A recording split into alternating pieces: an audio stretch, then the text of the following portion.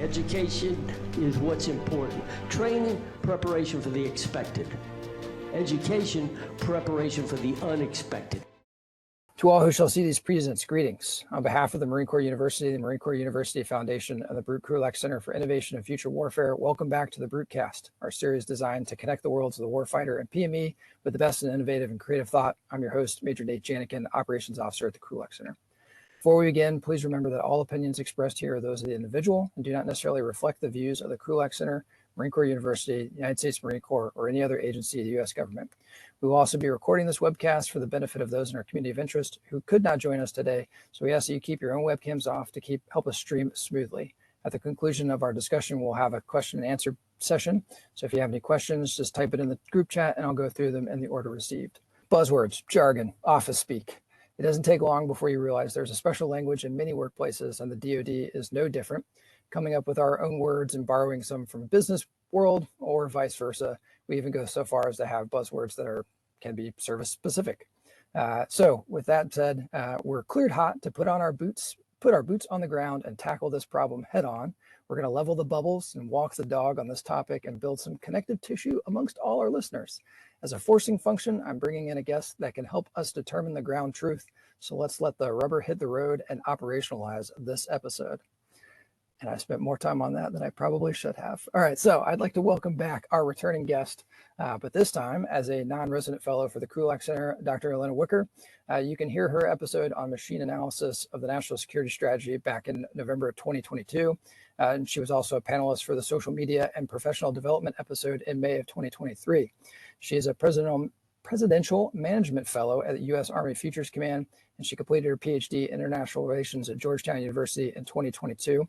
Her dissertation, The Words That Matter, Terminology and Performance in the U.S. Army, focused on the history of U.S. military lexicography, and the bureaucratic politics and power of jargon, terminology, and buzzwords. She previously worked for the RAND Corporation and the Defense Intelligence Agency, and her work has been published in War on the Rocks, The Strategy Bridge, and Modern War Institute. And I probably should have worked on pronunciation prior to an episode all about words. So with that, Dr. Wicker, I want to turn it over to you and find out what you've been doing since the last time we've talked to you. Well, thank you so much for that introduction. I'm very excited to be back for the third time, and now as a fellow.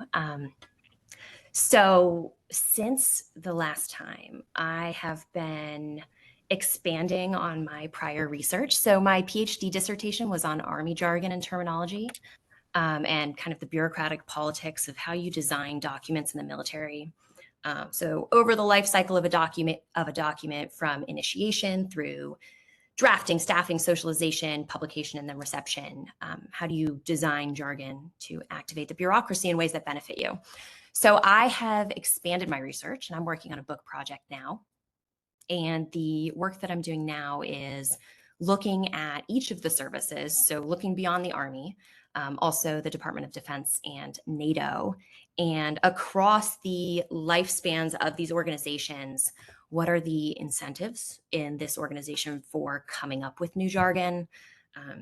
You probably would not be surprised to learn that there are material reasons why you would introduce some new language.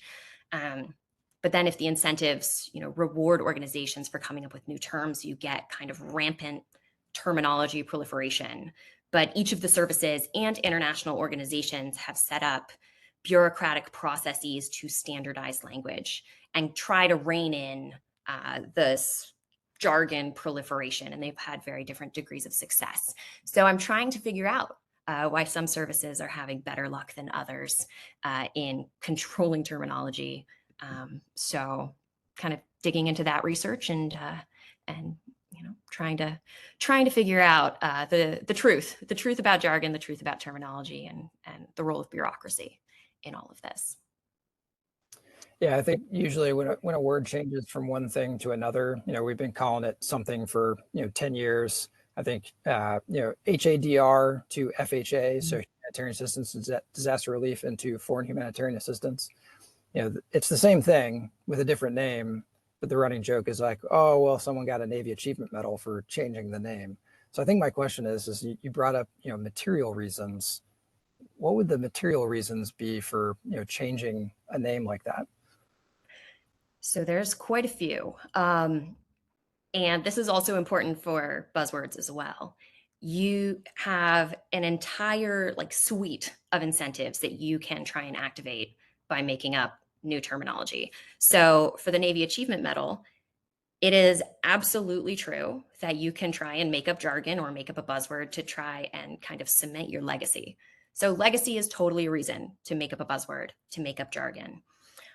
There are really practical reasons. So I've written a little bit about how you can try to use buzzwords and use jargon to change organizations. They create these kind of external anchors. They're justifications for doing things within the organization, right? Like you did it for the lethality. Like it's something external. You can take blame off of yourself for the change and blame it on this external buzzword idea. So there's these practical reasons to change the organization. There are legacy material factors are a huge reason. So in order to get funding, right, you have to have a label, right? Have a named program that money can then be set against. And new jargon creation is a great way to differentiate types of funding. So it's like in the security cooperation space. There are almost 30 different terms: security force assistance, security cooperation, building partner capacity, foreign internal. Like it's huge. But each of them, or the majority of them, are connected to very specific funding streams. So if you can come up with a new term and a good justification for why your thing is unique, whether that's a unique authority or unique funding, it doesn't have to be a unique meaning. It just has to be some bureaucratic thing is different than what already exists. You can label a program and potentially slice off a chunk of funding towards that thing that you've named. So legacy, money, what comes with money is billets, right? So you can get people, you can get money, you can get people, you can get prestige, right? If you come up with something that's really new and interesting, and you're able to capture the attention of higher ups, your new term could be an anchor for all of these things at the same time. And especially for something like buzzwords, you can also stall by creating new language. You can kind of distract the organization while you're trying to do something else.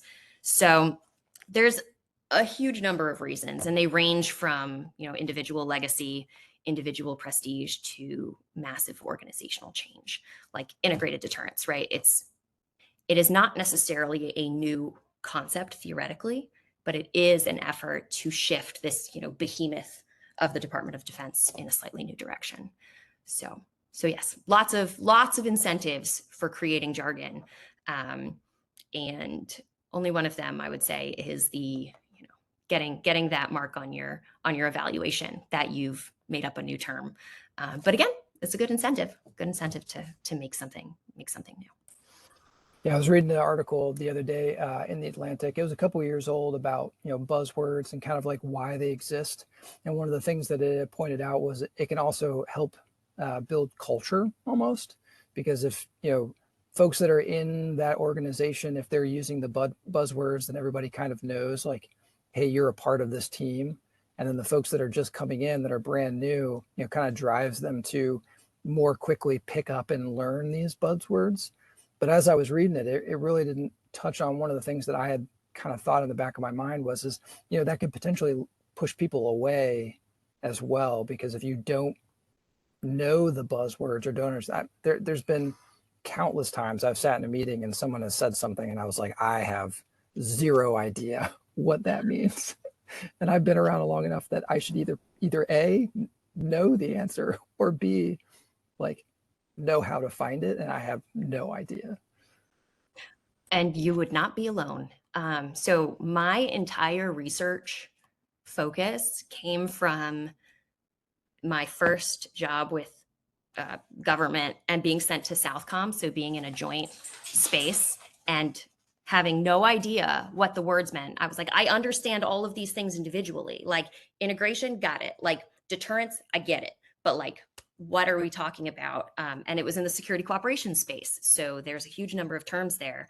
And I would have to keep lists of acronyms in the margins of my notebooks and have my boss, who was a fantastic Marine, translate them for me later because I did not know what anything stood for.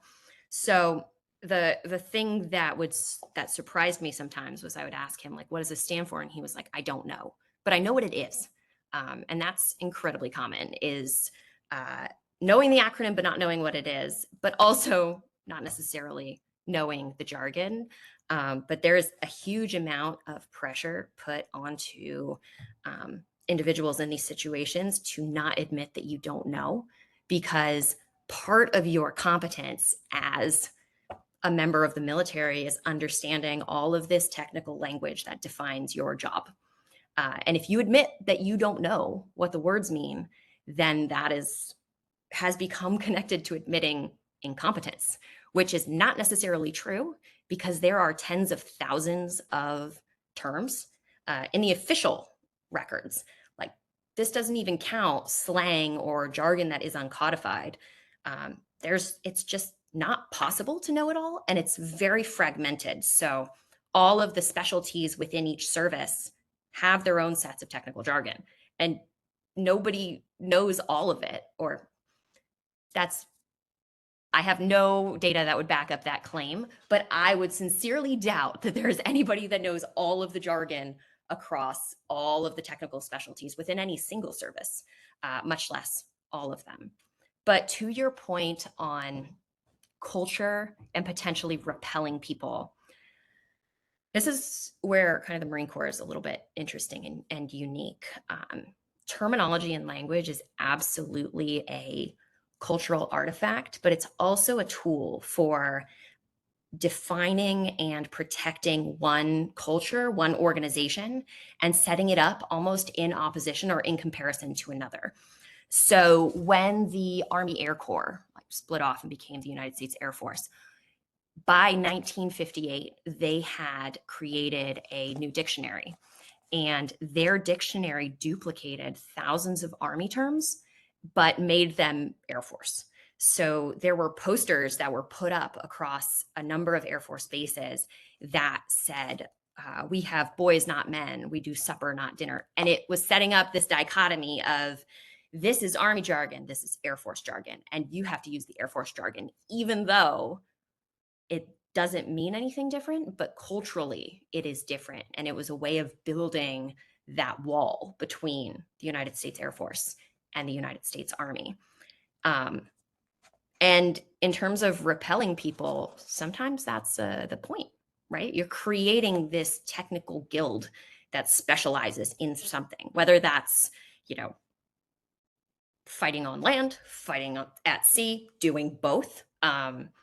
But creating and protecting that community and distinguishing it is absolutely a function of language and like official codified terminology. And it has been used very intentionally in the past to differentiate communities. And the Marine Corps is very interesting in this because it sits functionally kind of across two different communities. So both having the specialty to, be at sea, but also on land and littorals and all of these kind of different spaces, you have to be able to speak both. And so at one point, actually in the early 2000s, starting in about 1997, the Marine Corps and the Army actually co-published dictionaries to try and unify land warfare terminology. It was kind of an experiment, didn't last. For more cultural reasons than functional, because there's consistency in a lot of land warfare terminology. So it was less about the technical specialty than it was about setting the Army and the Marine Corps as slightly different. Yeah, usually, my first place to go to would be the glossary of acronyms and terms, the GOAT, if you will, from the joint staff. And then for whatever reason, it stopped getting published as much or as frequently as it used to. But I knew that there was in a Marine Corps addendum. So I would always have to I would go to the GOAT. If I didn't find the term, I would go to the Marine Corps pub, and usually there was something there. And at the time, I really never thought, well, maybe I should go look to see what somebody else says about it. And that really didn't hit me because I went to the Army Command and Staff College as a resident. And that's where kind of it hit me about the differences between, what the Army uses as a term and what the Marine Corps. So, the one hill that I'm willing to die on always is, when the Army says CAS, they're usually talking fixed wing close air support from the Air Force. They do not include helicopters. Doesn't matter who the helicopter belongs to, they just don't include it. And so, we even there we have a buzzword. It's not really a buzzword, it's CAS, but we use it in very different terms because as a Marine, CAS is fixed wing, rotary wing fires in support of the ground commander. So even when we have these specific terms, they can be different between services. Yeah, absolutely. You see quite a bit of duplication, especially for acronyms, and that can introduce quite a bit of confusion. But so in terms of Marine Corps terminology history, the Marine Corps has one of the kind of fun facts that I found over the last few months of really digging into this is that across military encyclopedias and dictionaries, the Marine Corps is the most praised service across all of them. And it's fantastic. So the Army can sometimes be a bit sassy about the Navy and vice versa, but everyone's like, the Marines are great. So you see, like, originally the Marines are described as like the Navy's military because the word military was linked to this idea of ground combat. And it's not until quite a bit later that this idea of military comes to include both like Navy and Army.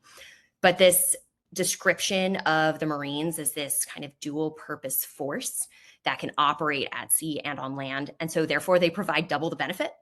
So there are these great quotes from early dictionaries that, and I'll read one of these. The Marines are qualified for duty with either the Army or the Navy, and therefore are of double value to the nation which employs them. And you get Admiral David Dixon Porter saying, if the Marines are abolished, half the efficiency of the Navy will be destroyed. And they were quantitatively not half the Navy at that point. So you have pages and pages of admirals praising the Marine Corps. And it's really interesting because since the Marines exist in both of these worlds,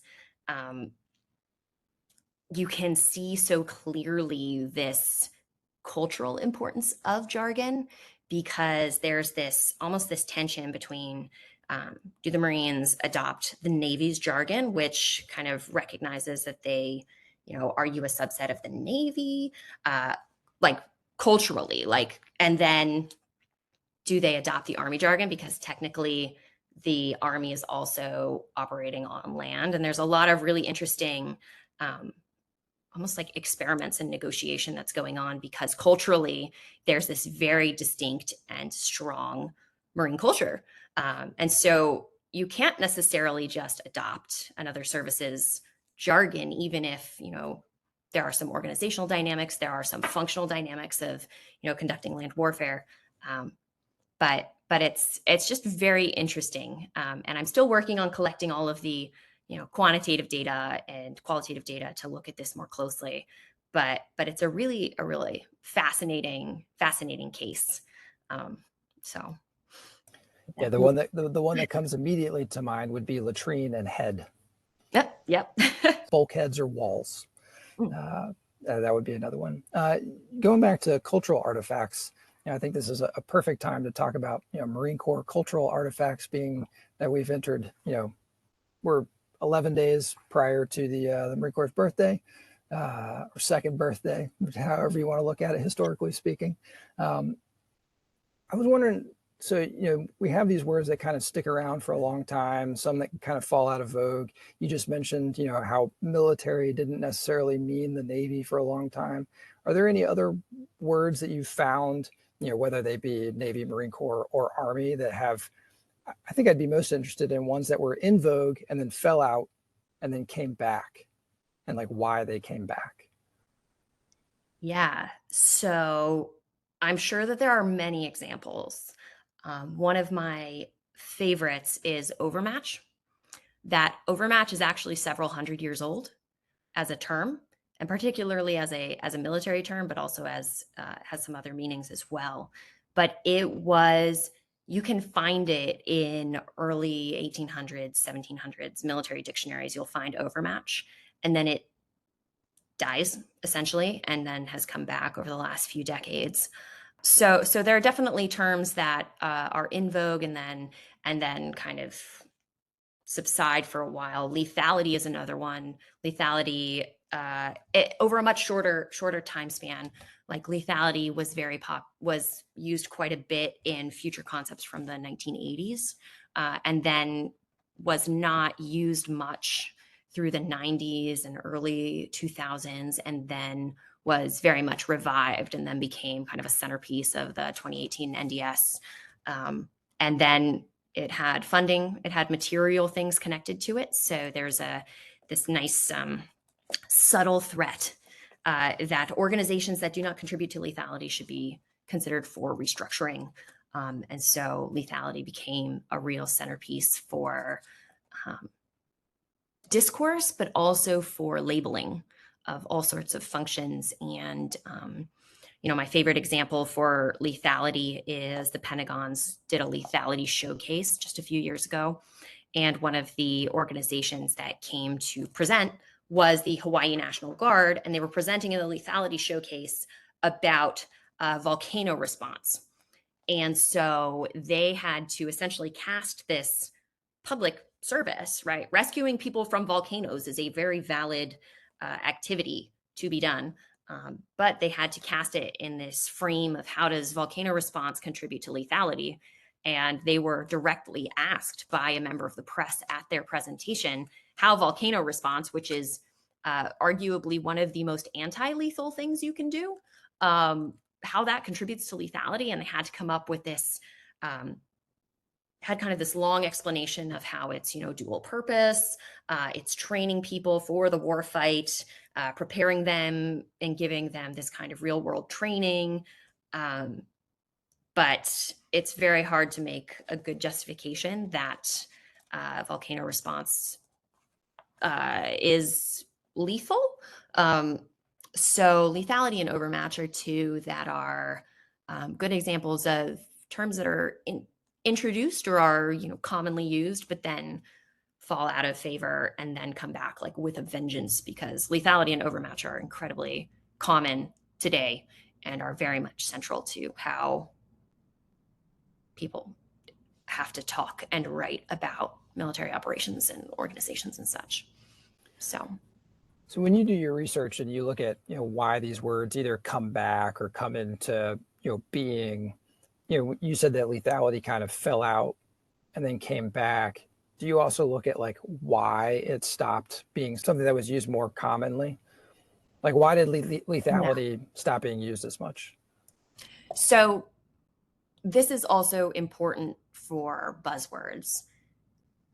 To get language to stick, you typically need top-down introduction. So whether that is top of the human hierarchy or the document hierarchy, that is typically the best indicator for language that will at least stick for a little while. So the use of lethality in the 1980s was not in documents that sit at the peak, right? Like the pinnacle that you are aiming for is the national security strategy, because just like the military, documents are also arranged in these hierarchies, and you have to aim for the ones that sit at the top because then they cascade down. Terminology will always cascade downwards through the hierarchy. If you say, decisive decade in the NSS, then the national defense strategy is going to talk about the decisive decade, which the most recent national security strategy was discussing how this next 10 years will be a decisive decade. So often terms that do not last are introduced either at the middle or at lower levels of the hierarchy, and it is very hard to push language up. It is incredibly easy to push language down. So one of the reasons why they don't survive is simply because they were not introduced by someone powerful enough. So, for example, a 4-star will have much more luck creating a term that sticks than a colonel or than a major. So it's very much the culture of the organization, but also the structure of the organization that even if you have a very good idea, if you don't activate the bureaucratic processes for introducing this terminology or introduce it in a way that it can cascade downwards, it doesn't always survive. So, okay, so the first step in making our buzzword is we either need to get the president to use it a lot, or we need to get it into the NSS. That would work, absolutely. But so for buzzword creation, first step is to think about what you want to do with it. So there's a huge range, and this is also the first step for documents. Like, what does success look like for your buzzword? So, right, you can be trying to change the organization. You can be trying to draw attention to a problem. There's this great quote that talks about buzzwords as the spoonful of sugar that allows organizations to be critical about issues within them. But by creating this buzzword, this external justification, there's better luck at it creates the space for the organization to be more critical. Whereas if it is done from within, often you can blame the individual for looking at that problem.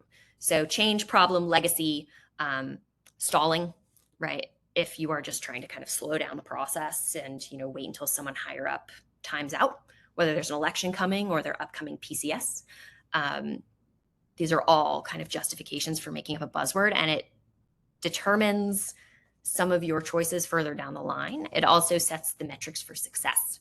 So might not be, it's probably not necessarily the case for the one that we will talk about right now, but it's always, unless you want your legacy to be a great new buzzword. But yes, so kind of step one is set your success parameters. Because even for any document, like you can write a document just to have published a document, and that sets a valid set of success criteria. It also determines your strategy for how you're going to build it, how you're going to push it through. Because if it only matters that it gets published, it doesn't always matter what's in it. Whereas if you're trying to change the organization, then you have to protect the contents of the document or the contents of the buzzword much more. And you can't necessarily make a lot of concessions as you're pushing it through. So even before getting someone in the NSS, someone to write it in the NSS or say it, success parameters are going to be the first thing to think about. But so in building a buzzword, the next step, so step 2 would be to figure out like your topic, right? And it's also perfectly valid to not care about the topic if you're just trying to create something for a legacy. And kind of practice for this is that you want something that's a little bit vague. Can't be too vague, but it needs to be moderately big. So I mean that, and I don't mean vague in a negative way. I mean it in a space sense, because people need to be able to kind of apply it in a variety of ways. So you can get things like warfare. Warfare is a great one for buzzword creation, deterrence, operations. I see a lot of tweets about wargaming. Wargaming would be one to base a buzzword off as well. So step 1 is identify your slightly vague kind of core idea that you're going to build the buzzword off of. And then before we continue to get to our making a buzzword, I did have one kind of follow up to you talking about that top down introduction, but I feel like we've taken a lot of words from kind of the business world, and then they've taken some concepts doing the same thing. And I feel like there's a lot of folks from the military that kind of cross over between those two worlds, and so that's where we get a lot of that cross. But for like the business world, I don't know if you've looked at this. How do some of the words, because I guess there is a little bit of a hierarchy, because a bigger business, a more successful business is probably going to have influence over smaller ones, even if they're in very different markets. But does it work in a similar way outside the DoD as well? Yes. So I guess the biggest takeaway from any of my work that I would want people to remember is that DoD is not unique in this. It is not the first. It is not the only. Every technical community creates a set of terminology that help them communicate technical information more efficiently. So the Department of Defense is definitely not the first. Military jargon is older than the United States. Navy jargon, like naval jargon, is hundreds of years older than the United States Navy. Army jargon is hundreds of years older than the United States Army. The military isn't even particularly, like, it's not the worst either. So think about like medical fields. They have a huge amount of very specific technical jargon that is, not understandable if you are not a medical professional. Doctors have a whole set of dictionaries. They have many dictionaries, and they have for a long time. So the United States military is not the first to have a huge set of technical jargon. It will not be the last. You see, like, certain technological fields are starting to generate their own jargon, like cryptocurrency, right? Like, it has its own set of language that's around it.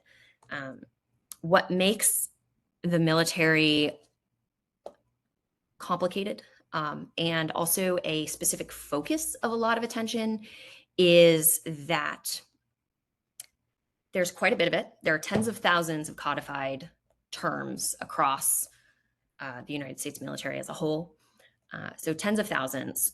And also there's a very clear interface between the United States military and the public, and the United States military and Congress, that if you are expecting accurate oversight or visibility on what the military is doing, the fact that there is all of this complex technical jargon makes it very clear that those activities are something different. So Congress is going to potentially face challenges actually conducting oversight because of the amount of jargon that is masking information.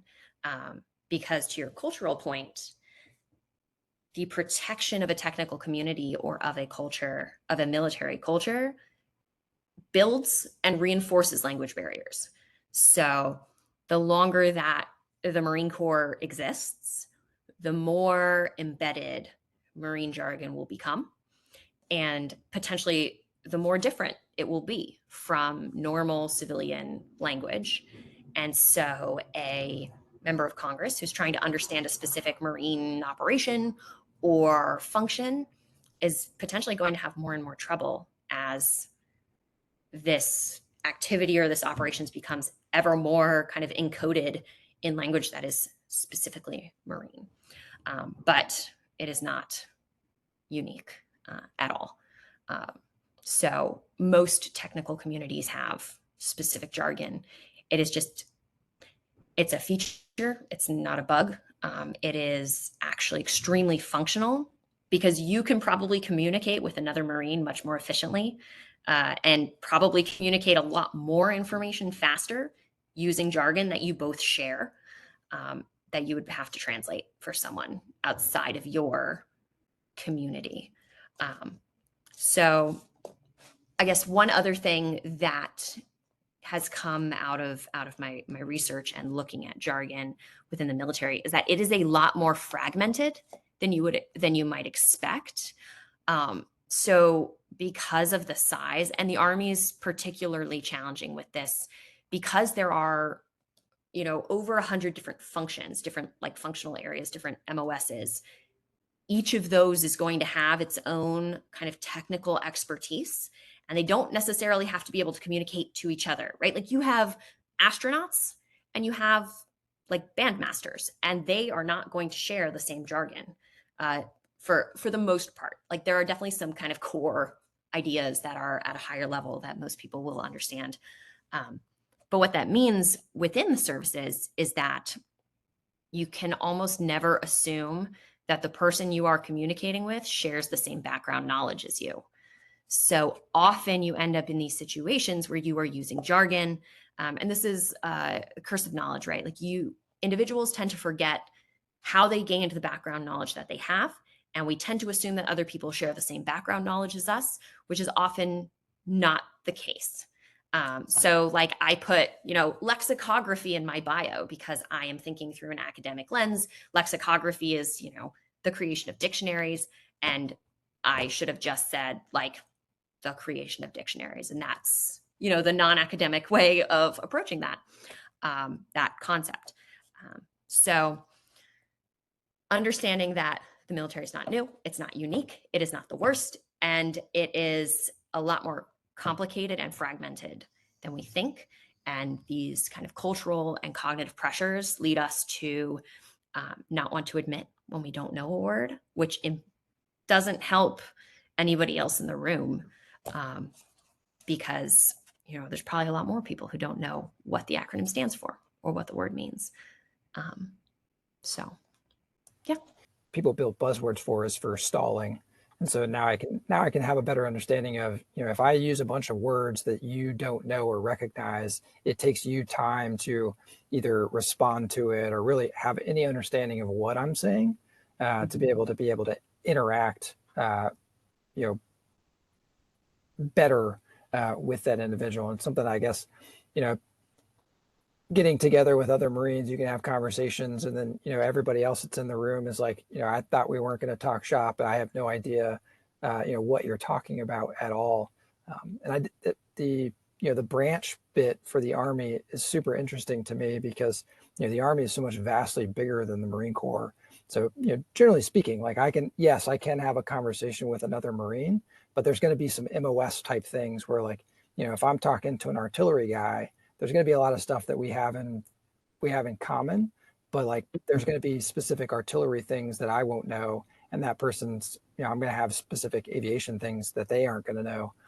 I feel like in the Army there was a lot more of that, because not that the branches are stovepiped, because they do have to branch out and work with other folks, but it felt like there was more stovepiping because they were able to stay kind of in their realm almost, and they didn't necessarily have to. They learned the big Army terms, but not necessarily like artillery terms or tanker terms that they didn't need to know because it wasn't part of their branch. Absolutely. And a lot of it's intentional, because through this kind of team building and training, you learn the language of your function.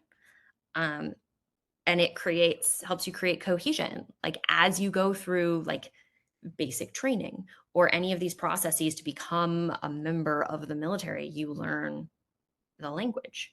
And that's part of that process. So it's definitely, it is intentional. And also one of the things to think about as well is that you learn the jargon of your prior kind of functional expertise. So particularly if you have kind of changed what you focus on at some point over the course of a career, for example, like most members of the Army are multilingual if they have switched from one branch to another. Like they learn the language of both of those, and they become they speak two different dialects of Army. And then they also speak kind of like base Army, where it's like, PCS, right? Like permanent change of station. Like that's a pretty common overarching term that almost everybody would know, because it is kind of a basic experience of being in the Army. But you end up kind of multilingual based on what you have specialized in. And as you learn kind of the specific technical jargon of the function that you performed. So. Yeah, and I definitely saw that switching from an assault support platform in the 46 going to the Huey and performing more of a close air support role. There was definitely a switch, even though the Huey could do assault support. They didn't talk about it the same way that we talked about it when I was in 46s. So it's interesting to hear you say that as well with people who switch branches. I think it's a good way to describe it as a different language, because it really is almost, and having those dialects and stuff. Okay, so back to building our buzzword. So we said the first thing we have to do is we have to establish success criteria, right? And then the next thing we have to do is we need a topic or kind of a core idea for our buzzword to go to, but we want to be vague enough that it can be used in different ways almost. So then what's the next step? So the next step is to make it sound a little bit new. So most buzzwords are not previously defined within the community, or at least not officially. The topic might be, but the specific kind of buzzword that you're trying to introduce normally isn't. So like lethality had been used before, but it hadn't been codified. So you can kind of pull something from older documents or older concepts and kind of pull them forward. Or you can pull something from like standard English in, something that hasn't been part of the kind of military discourse yet. But the most common way to build these buzzwords, often they have kind of two parts. They have the kind of vaguish topic, and then you put some sort of adjective on it or some sort of modifier. So some of the most popular have been integrated or strategic. There have been buzzwords based on agile, coordinated, decisive is always a great one. And then there are some other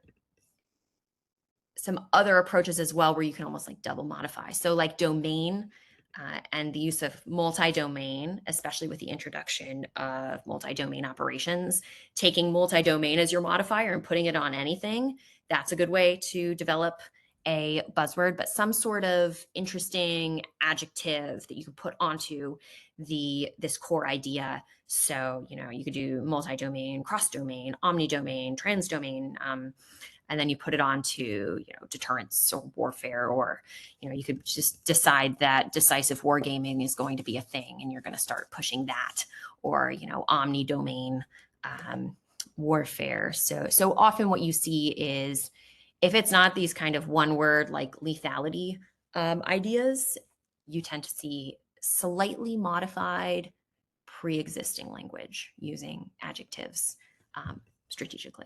So step 3 is slap on an adjective, integrate it. I like it. Just slap on an adjective. This bad boy right here, it's brand new. I got an adjective on it. Yep. So do we have an additional step on that, or is this where we now get it into the NSS? This is, yes. So you've got your slightly modified new thing. Sometimes what is also a good strategy is taking terms that are familiar to your organization already and then slightly modifying that. So it's not always creating something that's totally new. It's often anchoring in something that's familiar and feels comfortable. That can also help. So you have your slightly modified new thing, or your new, word that you've pulled out of standard English, and you're going to start to try and push this as your kind of core idea for your buzzword. Then you have to try and get it introduced at the top of the hierarchy. So some organizations are a lot more permissive for buzzwords. So the United States military is quite permissive. Typically hierarchical organizations, monolingual organizations, and organizations that don't have powerful standardization bureaucracies are very friendly to buzzwords. So the reason why monolingual is kind of important is that communication in multilingual organizations often requires a degree of kind of startup standardization because you have to be able to translate effectively, especially if there are multiple working languages. So NATO has had standardization bureaucracy since the 1940s, and it's not always effective, but standardization is kind of key to translation. And if you require translation, it is often hard to get something that's a little bit vague into the organization because you have to rely on solid translation in order to actually communicate effectively about anything. So, monolingual organizations, hierarchical organizations. So this is another kind of interesting thing. There's going to be a difference between organizations that are where the hierarchy is almost like singular, right? So, and places where there are multiple people who kind of sit at different peaks of the hierarchy. So like a great way to think about this is how many 4-stars are there? Because they sit at the peak. They have all of the positional power to introduce something new and have it cascade downwards. But the more peaks that you have, the more competition you can have between those different hierarchies for buzzwords. So organizations, like if the commandant wants to introduce a buzzword, probably going to have more luck than an Army 4-star trying to introduce something when they're also in competition with other 4-stars who are also trying to get new ideas or important ideas or change organizations or modernize the Army. So you either need to get someone at the peak of the hierarchy to talk about it, or get your term into the top of the hierarchy for documents. So like I said earlier, documents are in hierarchies just as much as the humans are. So you're aiming for the highest levels. This will be the NSS, NDS, NMS. But if you can't do that, then it's, the peak of the doctrine hierarchy or the strategy hierarchy within the organization. And again, this is more challenging in organizations that don't nest their documents as much as others. So organizations like NATO doesn't have the intense nesting as the Marine Corps. Or the United States Army has kind of in the middle with very strict kind of, this is capstone doctrine. This is the next level. This one has 50 subordinate documents. Like FM30 has 56, these 56, 52, 56 like subordinate pieces of doctrine. So if you put it in FM30, you can probably get it into those subordinate documents. Doctrine is what is taught. So you're going to start teaching people that they should be using that word as they perform their functions. So you are aiming for the peak of these hierarchies. And one of the things that came out of looking at these cascades, so things that are introduced at the top tend to cascade downwards because of all those material incentives. Using the language of the boss means that you're paying attention. It means that you are, listening to what they're trying to tell you or what they're trying to get you to do. They have the ability to determine to some degree how prestige is allocated, how prioritization is done, funding, personnel comes along with that. So you want to use the boss's language. But this introduces a very important warning for leaders. Because when you sit at the peak, there are very few incentives for people below you to question your language. It is in people's best interest to parrot what you say. And so if what you introduce is potentially damaging to the service or to the force, you might get some questions, but it's really unlikely that someone's going to, say to a 4-star, this doesn't make sense. Instead, they'll try to make it make sense. So, especially in situations where there's a likelihood that people lower down the hierarchy might be punished for questioning, people who are sitting at the top need to realize that when they are developing buzzwords, when they're developing language, they probably will not get pushback even if it doesn't make sense.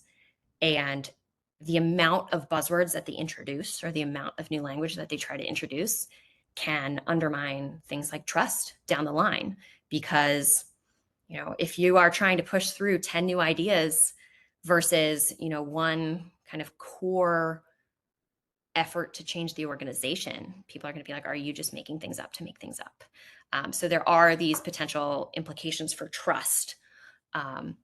Also because there has been a little bit of research looking at vague and complex language. And if you are not understandable, it is possible that you will be seen as authoritative, but it is also possible that people just will not trust you. So leaders should always be careful when they're introducing buzzwords, because if it doesn't matter, like if that buzzword is, potentially not the core idea that they want to get across. They might be damaging their ability to introduce buzzwords in the future or to use buzzwords effectively further on down the line. They also might be undermining trust in their leadership and in their organization. Yeah, I think it's interesting. Leaders can use words, and then folks parrot those words. There was a short time, and I'm not going to name the wing, but as soon as I say intrusive leadership, so that was the program that they wanted to institute to get leaders to have be more engaged with their Marines.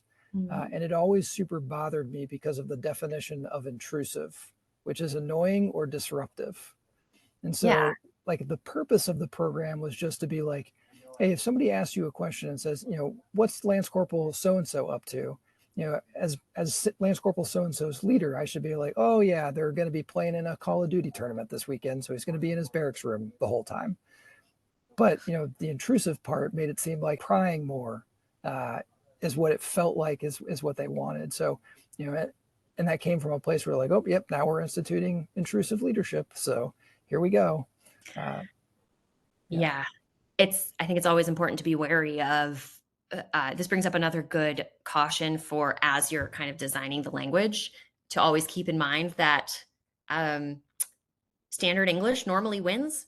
So if you are trying to change the definition of a term that exists in our just normal English, normally Merriam-Webster will win. So don't try to redesign something because we have a lot of prior knowledge about a lot of this language, and it takes a lot more work to change something that is already defined or is already well known and well accepted.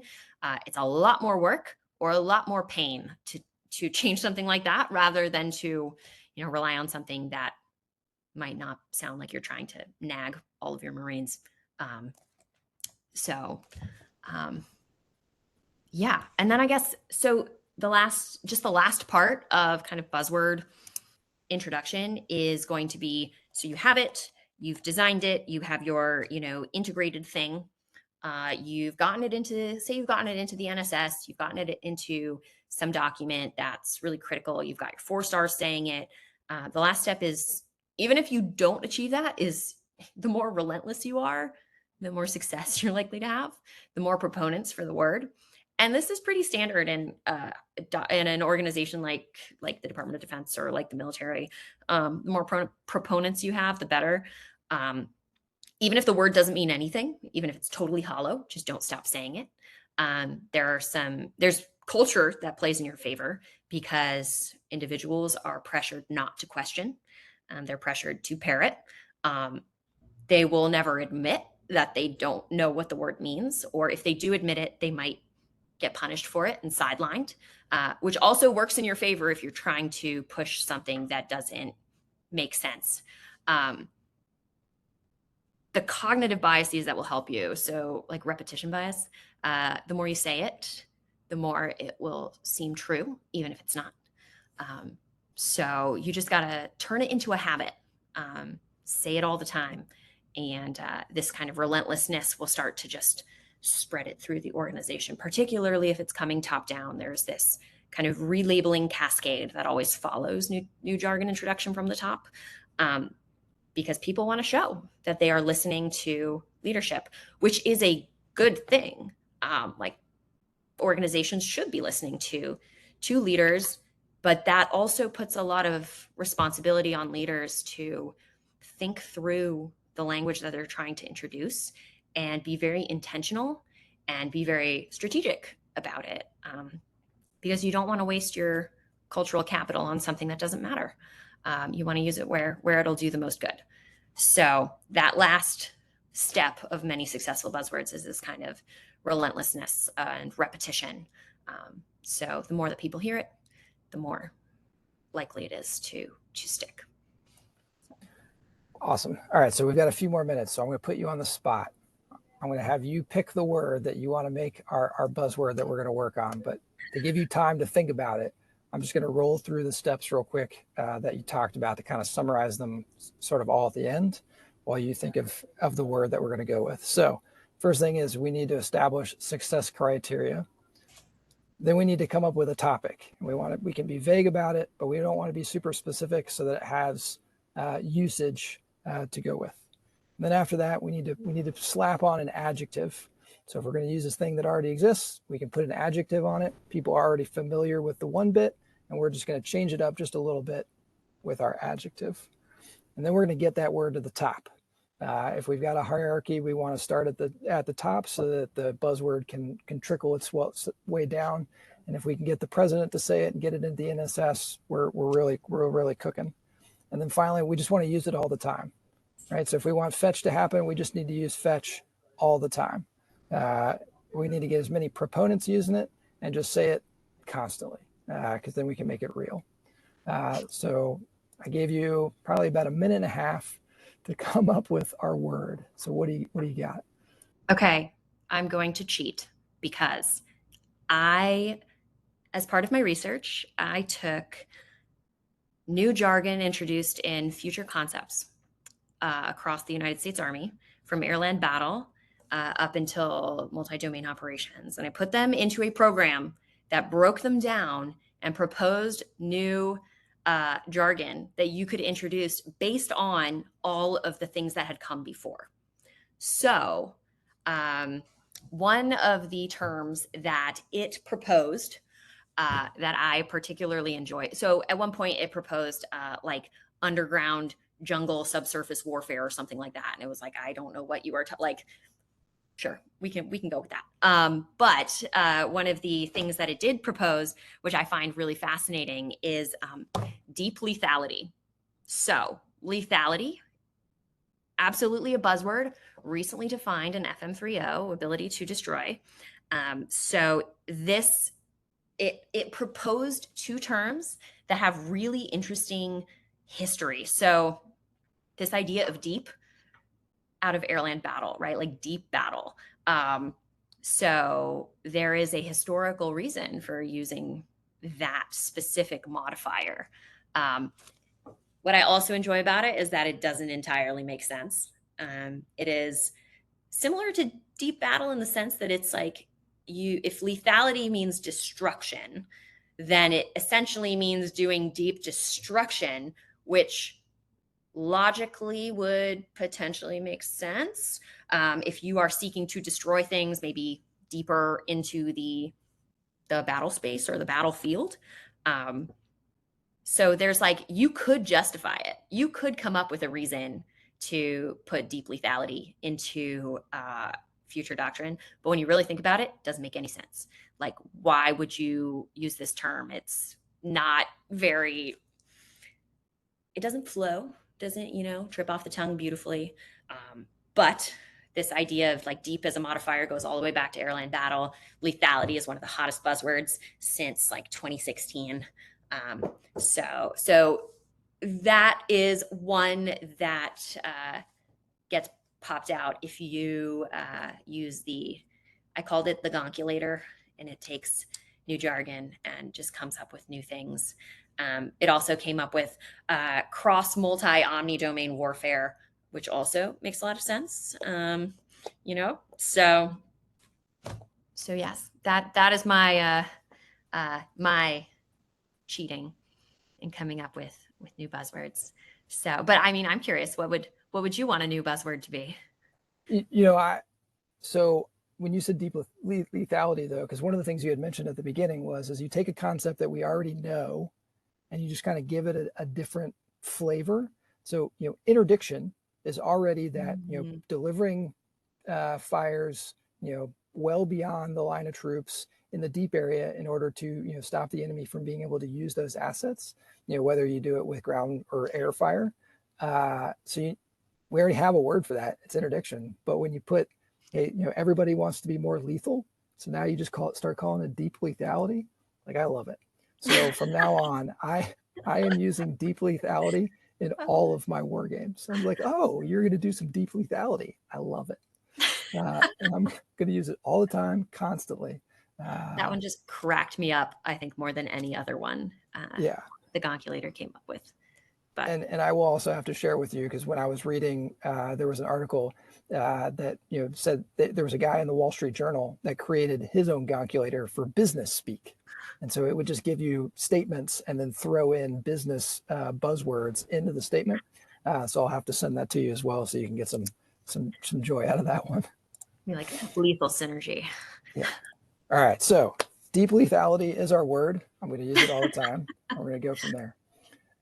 Okay, so before we close out, I just wanted to give you an opportunity to maybe, pitch anything that you're doing, any of your work or anything that we can, because you said you were working on a book, and we'll go from there. Is there anything you want to plug, I guess?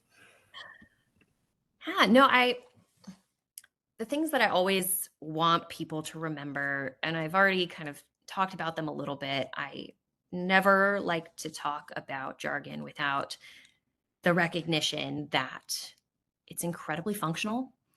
It's incredibly useful. It is not necessarily this, negative, damaging thing across the board. And the United States military is not unique in this. This is not a new phenomenon. Business has an enormous amount of jargon and buzzwords. And, I always want people to try and recognize the biases and the way that we communicate, because by translating our jargon, we can, include new types of knowledge, new diverse sets of experience. And once you recognize that we all use a ton of jargon. I use this weird mishmash of academic and 18th century military jargon that sometimes makes very little sense to anyone except me. Once we recognize what we're doing, it's much easier to translate ourselves for others. So just recognizing that jargon is not a bad thing, but we can use it in a more strategic way. The military isn't unique in this. It's not particularly bad, but it takes a lot of effort to learn how to translate what you are talking about in, Marine speak into random civilian speak. But it's worth the effort. It's very much worth the effort. And, when in those conversations and trying to break down the linguistic barriers, I just, I ask that people be thoughtful and try to self-translate when appropriate. And also, start to recognize the functions of this language and not necessarily just snap to the conclusion that it's bad or that we should kill it all. So. Yes, that idea of know your audience, so you know what words to use and what not to use. So, and recognizing that it's hard and painful to do so. Yeah, and so be patient with yourself, be kind to yourself, and just keep trying. Awesome. So thank you so much, Dr. Wicker, for your time and your insight today. Remember, deep lethality is the word we're going to be using from now on. Thank you to the folks that joined us today, and for those that are going to join us in the future on the YouTube or Spotify. And that's all we have for this episode. So go ahead and carry out the plan of the day. Thanks for joining us. As always, we depend on support and feedback from the Team Krulak community to constantly improve our offerings and reach a wider audience. So if you have feedback on this episode, please take a moment to fill out the survey linked in the show notes to help us do better. Also, if you have enjoyed this episode, please hit the like button and subscribe to our channel on YouTube, or leave us a review on the podcast app of your choice. It truly does help us reach a wider audience. Thank you as always for your support, and we'll see you on the next episode. Education is what's important. Training, preparation for the expected. Education, preparation for the unexpected.